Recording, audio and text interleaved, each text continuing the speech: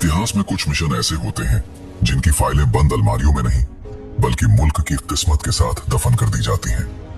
आज हम आपको एक ऐसे ही मिशन की कहानी बताने जा रहे हैं जो ना अखबारों में छपा, न संसद में चर्चा हुआ, न कभी सरकार ने ऑफिशियली स्वीकार किया। लेकिन अगर वो मिशन फेल हो जाता तो शायद आज भारत का नक्शा कुछ और ही होता। ये कहानी है रॉ के एक ऐसे ऑपरेशन की जिसे पूरे 10 साल तक देश से भी छुपा कर रखा गया और दुश्मन को भी कभी पता नहीं चलने दिया गया कि उसके दिल में बैठकर कोई उसकी धड़कनें गिन रहा था। अंधेरी रात, एक अनजान शहर, साल था 2009। रात का वक्त, बारिश हल्की हल्की गिर रही थी, सड़कें लगभग खाली थीं। एक पुरानी सी सफेद कार धीरे धीरे एक सुनसान गली में मुड़ी। गाड़ी के अंदर बैठे आदमी का चेहरा साफ नहीं दिख रहा था, लेकिन उसकी आंखों में एक अजीब सा सुकून और डर दोनों साथ थे। उसने अपनी घड़ी देखी, रात के 2:17। उसने धीरे से खुद से कहा, अगर आज कुछ भी गलत हुआ तो मेरा नाम, मेरी पहचान, मेरा देश सब यहीं खत्म हो जाएगा। वो आदमी कोई आम आदमी नहीं था, वो था भारत की खुफिया एजेंसी रॉ का एक फील्ड ऑपरेटिव, एक ऐसा एजेंट जो पिछले 5 साल से अपनी असली पहचान भूल चुका था। नई दिल्ली, RAW हेडक्वार्टर। उसी वक्त हजारों किलोमीटर दूर नई दिल्ली में एक बिल्डिंग के अंदर एक कमरे में हल्की पीली रोशनी जल रही थी। दीवारों पर बड़े बड़े नक्शे लगे थे, टेबल पर फाइलों का ढेर था और बीच में बैठे थे RAW के सीनियर अधिकारी। एक अधिकारी ने फाइल बंद करते हुए कहा, अगर ये मिशन लीक हो गया तो सिर्फ हमारा एजेंट नहीं मरेगा, हमारी पूरी स्ट्रेटेजी, पूरा नेटवर्क सब खत्म हो जाएगा। दूसरे ने जवाब दिया, इसीलिए इसे सिर्फ प्रोजेक्ट एक्स के नाम से जाना जाएगा। कोई लिखित रिकॉर्ड नहीं, कोई ऑफिशियल कॉन्फिडेंसमेंट नहीं, और अगर एजेंट पकड़ा गया तो भारत सरकार उसे पहचानने से इनकार कर देगी। कमरे में कुछ पल के लिए सन्नाटा छा गया। यही था वो मिशन जिसे बाद में इतिहास में जाना गया, रॉ का वो मिशन जो 10 साल तक सीक्रेट रहा। दुश्मन के इलाके में एक भारतीय वो एजेंट अब उस शहर में रह रहा था जिसे भारत में हमेशा हाई रिस्क जोन माना जाता था। उसके पास न भारतीय पासपोर्ट था, न भारतीय नाम, न कोई ऐसा सबूत जो बता सके कि वो भारत से है। वो एक फेक पहचान के साथ जी रहा था, फेक परिवार, फेक बिजनेस, फेक जिंदगी। लेकिन उसका असली काम था एक ऐसे नेटवर्क के अंदर घुसना जो भारत के खिलाफ बड़े हमले की तैयारी कर रहा था। ये नेटवर्क सिर्फ आतंकियों का नहीं था, इसमें थे फंडिंग करने वाले लोग, हथियार सप्लाई करने वाले और कुछ ऐसे चेहरे जो दिखते कुछ और थे, करते कुछ और थे। रॉ को बस इतना पता था, कुछ बहुत बड़ा प्लान हो रहा है, लेकिन क्या, कब और कैसे ये कोई नहीं जानता था। पहला सुराग, एक रात एक छोटे से कैफे में बैठा वो एजेंट चाय की चुस्की लेते हुए अखबार पढ़ रहा था। तभी उसके सामने बैठा आदमी जो असल में उसी नेटवर्क का हिस्सा था, धीरे से बोला, जल्द ही गेम बदलने वाला है, इस बार सिर्फ धमाका नहीं होगा, असर होगा। ये लाइन सुनते ही एजेंट का दिमाग अलर्ट हो गया।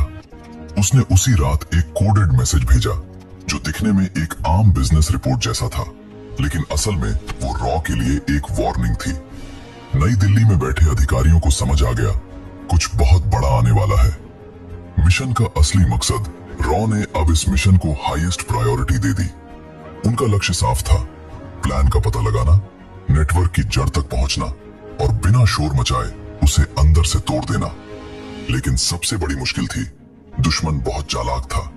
हर कोई एक दूसरे पर शक करता था। एक छोटी सी गलती बराबर सीधी मौत। एजेंट को साफ निर्देश थे, हीरो बनने की कोशिश मत करना, सबूत इकट्ठा करो, जिंदा रहो और सही वक्त पर हमें सिग्नल दो। खतरे की पहली घंटी कुछ महीनों बाद एजेंट को एक ऐसी मीटिंग में बुलाया गया जहां सिर्फ ट्रस्टेड लोग ही जा सकते थे।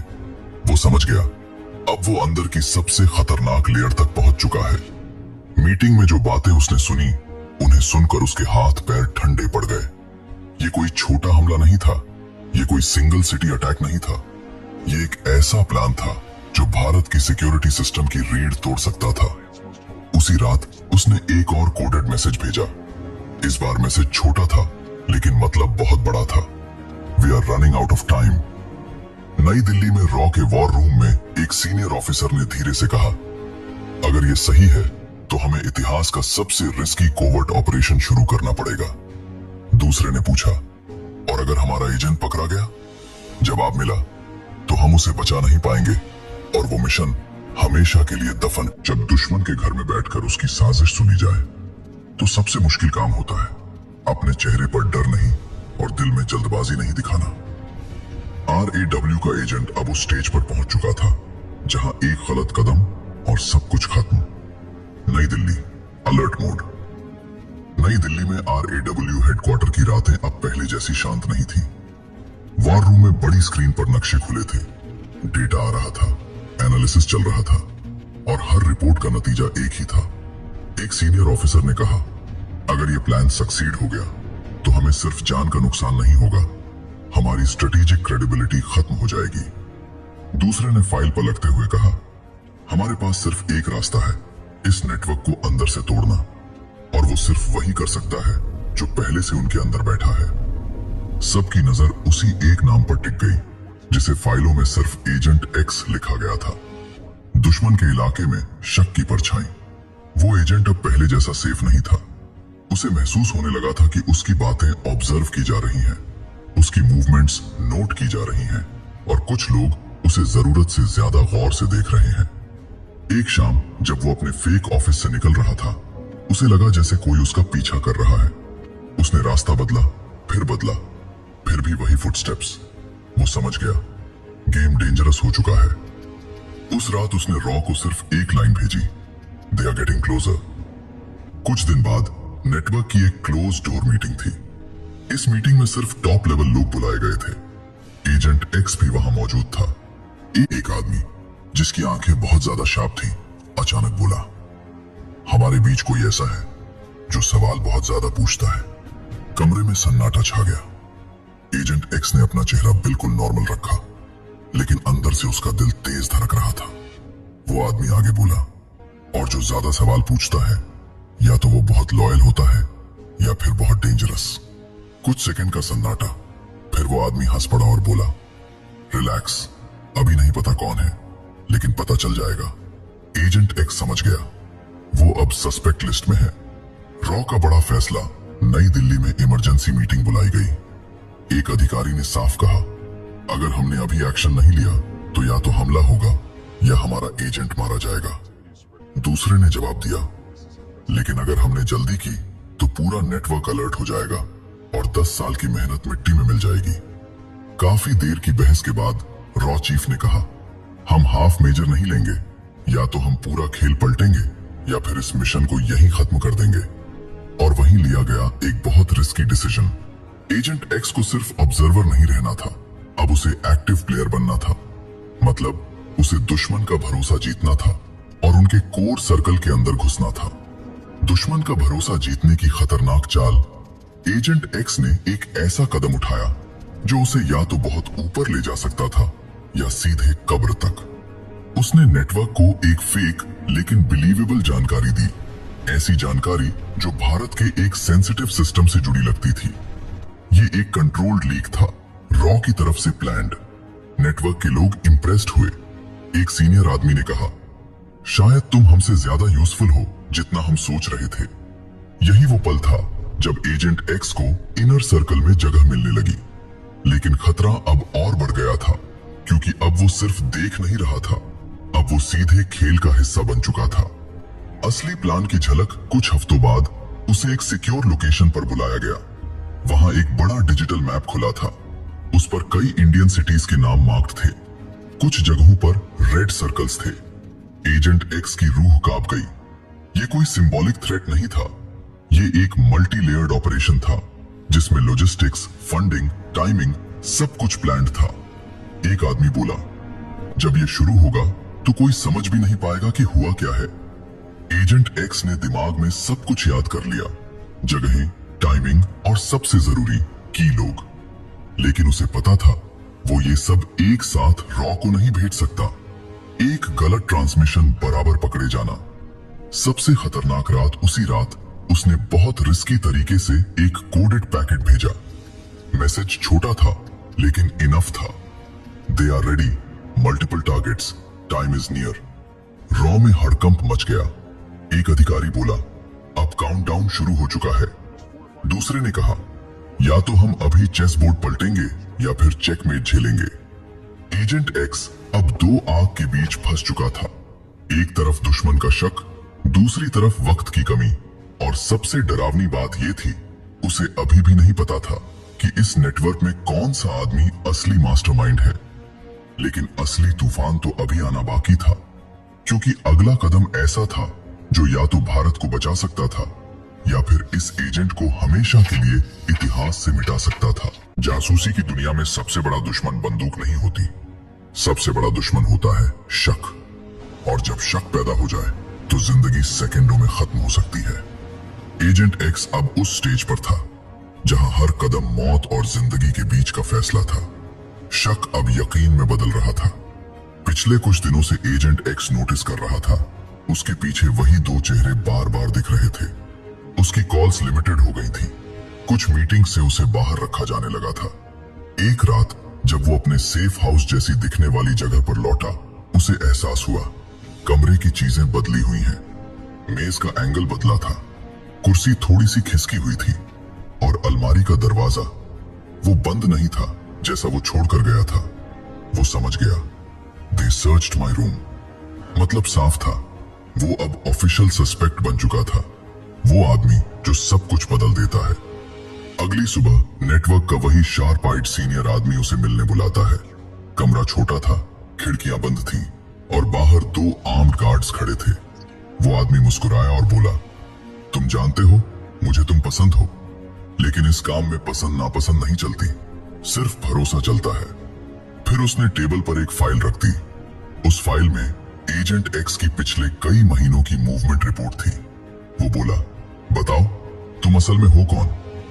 ये वो पल था जहां एक गलत शब्द और कहानी यहीं खत्म। एजेंट एक्स ने शांत आवाज में कहा, मैं वही हूं जो आप चाहते हैं कि मैं रहूं और जो आपके दुश्मनों के लिए सबसे ज्यादा खतरनाक है।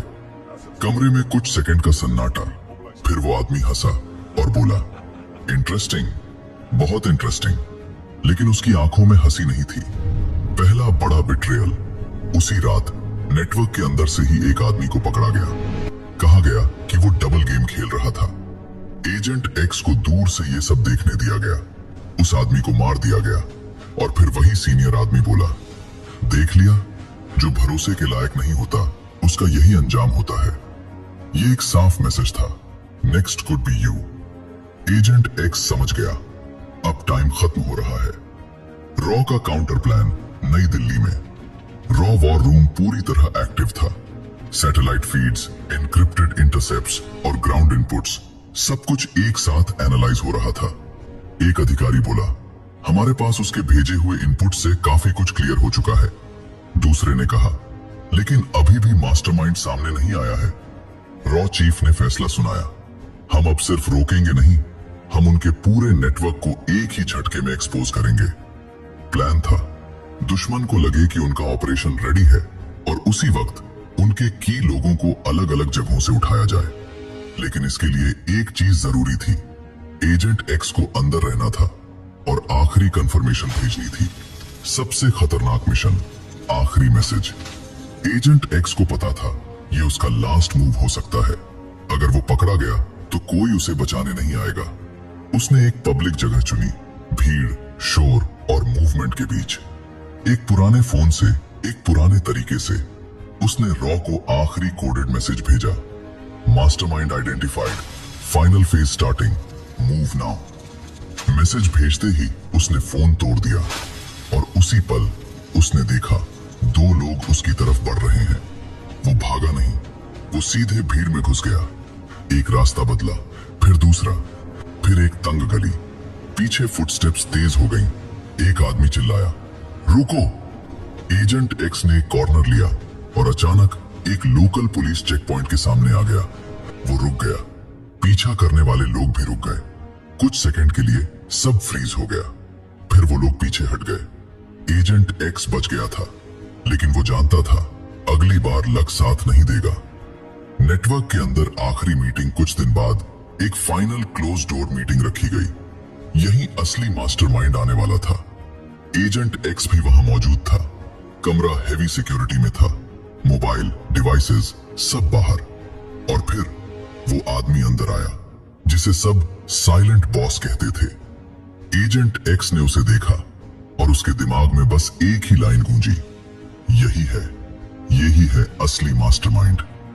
अब सवाल यह था, क्या RAW वक्त पर एक्शन ले पाएगा या फिर सब कुछ बहुत देर हो चुकी होगी।